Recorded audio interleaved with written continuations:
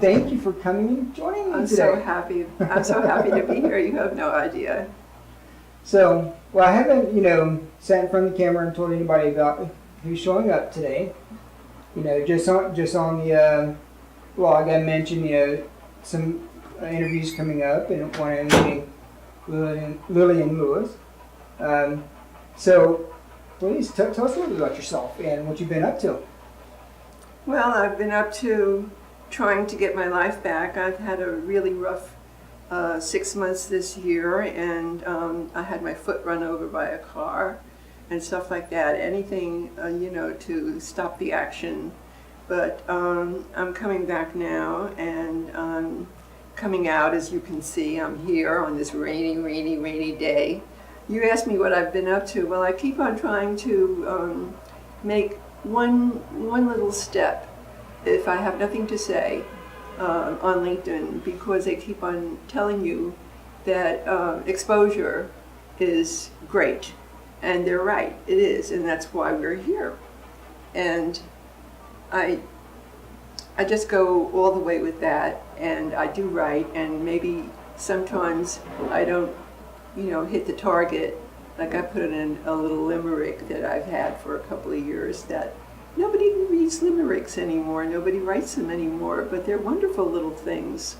If you'd like to hear it, and you can hear it, or if you'd like to not, it's okay. It's online. It's online.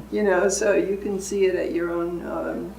But maybe our audience didn't know, and maybe we have some limerick lovers, and they're going to laugh and they're going to say, "Oh, who is this woman?" And a lot of people do that. They say, "Oh, they read the summary or part of the summary, and they say, 'Who is she?' Or they see what I've done and they relate to it, like the Lou Rawls record, which has gotten me a lot of attention, and an invitation now. I got an invitation today to go to lunch with this producer because that person read what I wrote about how I got the Lou Rawls record.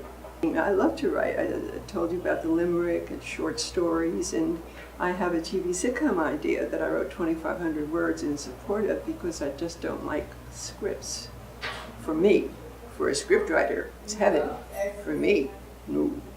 So, I have a sitcom idea. I'm sitting on everything, like I said, waiting for things to fall into place, and I have a feeling that they will. I have a feeling that all the torture I've had in the past year is going to lead me to a grand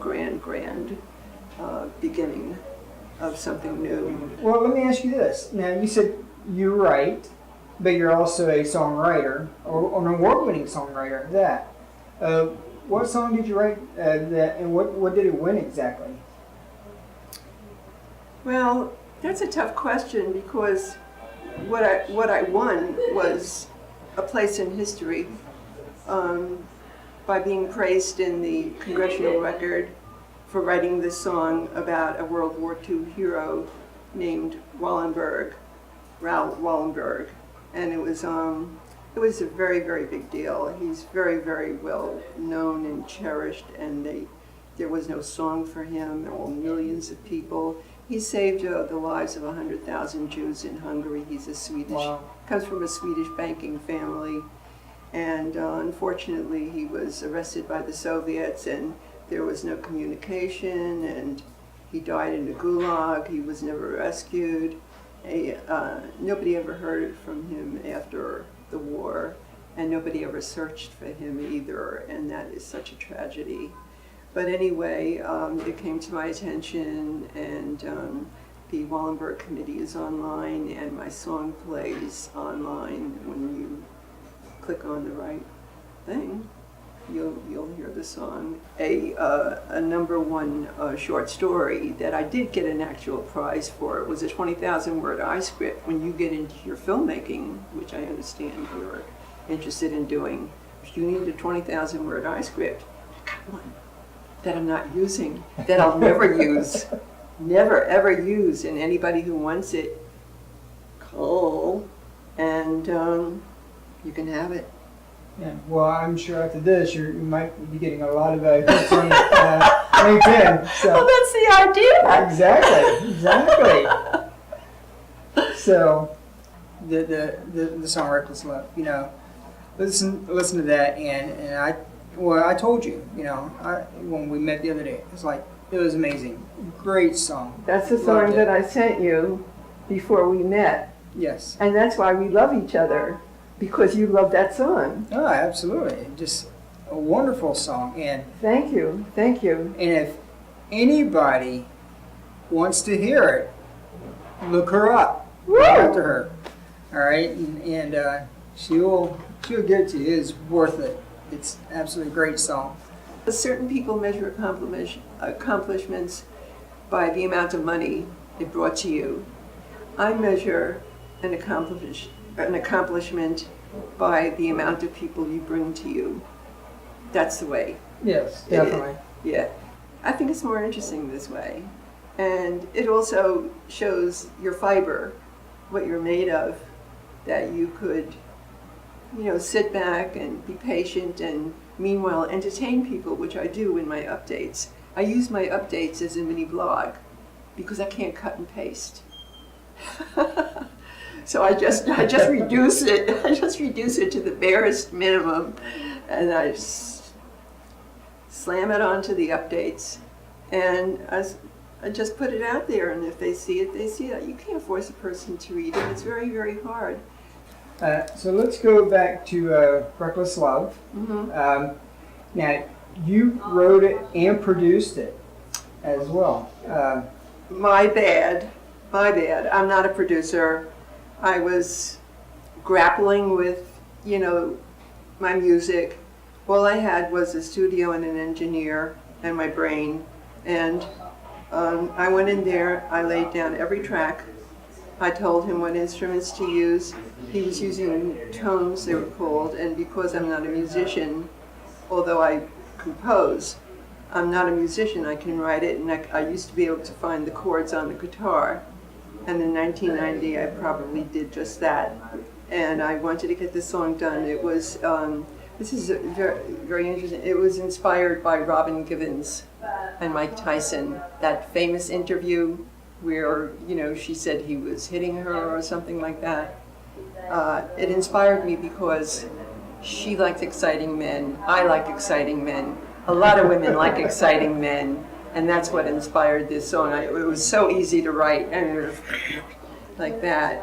And the music came to me in the supermarket, and I had no place to write it down, and I couldn't talk to anybody, and I couldn't make change because I was memorizing that song. But it was from 1990.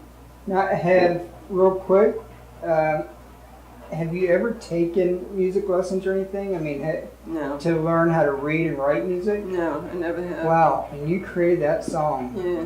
My gosh, that's amazing. That's a gift. You have a gifted ear, obviously, to be able to hear the music in your head and be able to lay it out. And that's impressive.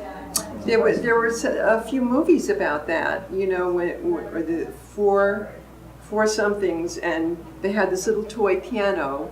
It was a R&B group, 4 R&B guys.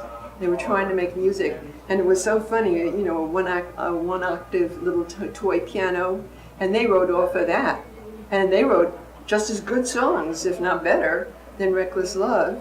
But it was 4 of them, so they had a little bit of an advantage in them, But people do what they want to do.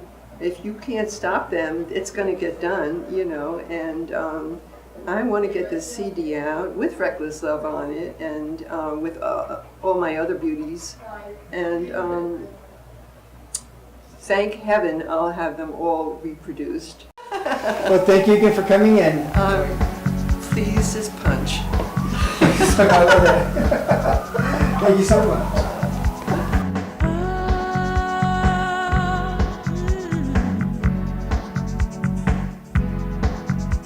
Your temper erupts like a volcano, and you're calm as the early morning light. And when we love, you are so sexy, from the blaze from the fires you ignite.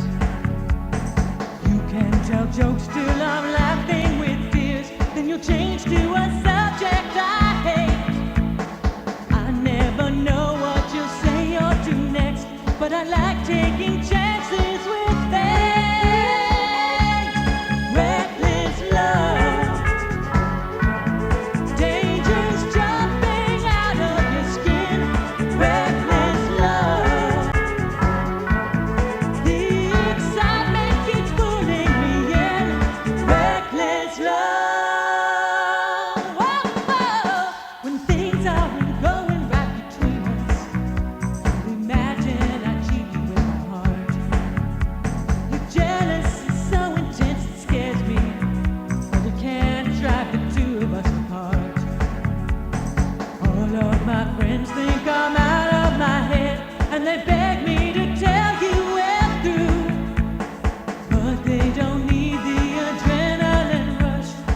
dead every